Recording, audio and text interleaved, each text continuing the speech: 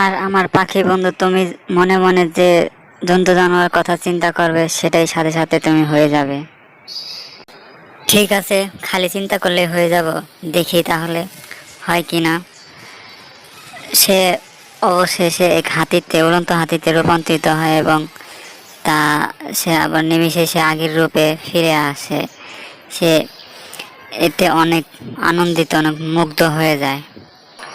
তো তুমি প্রস্তুত তো? কামলুকে বলে জাদুকর। এই সময়টার জন্যই অপেক্ষায় ছিলাম আমি। আমাকে ওড়ার জন্য পাংখা দেন জাদুকর। জাদুকর শুধু তার কপালে হাত দেয় এবং কপালে হাত থেকে সরিয়ে নেয় এবং কামলু বলে, কই কিছুই তো হয় নাই, আমার পাংখা তো হয় নাই। জাদুকর বলে, আমার পক্ষে সম্ভব না এটা দেওয়া, কারণ তোমার নিজের মধ্যে অনেক শক্তিশালী এবং জ্ঞান রয়েছে।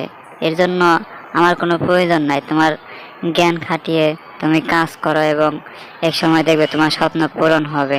জাদুকর তাদেরকে উৎসাহ দেয় তাদের মনোবল শক্ত রাখার জন্য এবং তাদেরকে বলে তোমাদের স্বপ্ন সত্যি হবে, এবং এই বলে সে চলে যায় সেখান থেকে। আমরা এখন কই আছি?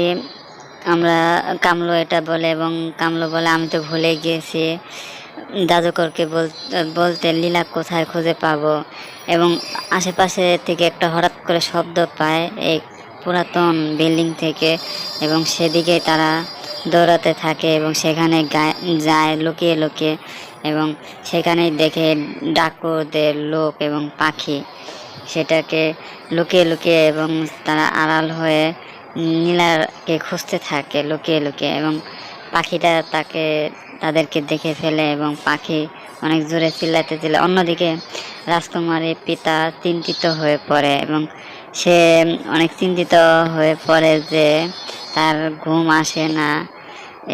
এর ফলে সে অনেক চিন্তিত হয়ে যায় এবং তার মেয়ের ছবি দেখতে থাকে তার রকেট থেকে বের করে, এবং তার লোকজনকে পাঠিয়ে দেয় তাদেরকে খোঁজার জন্য।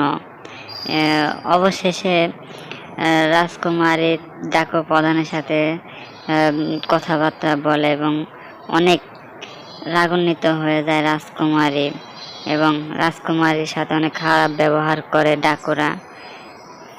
ডাকো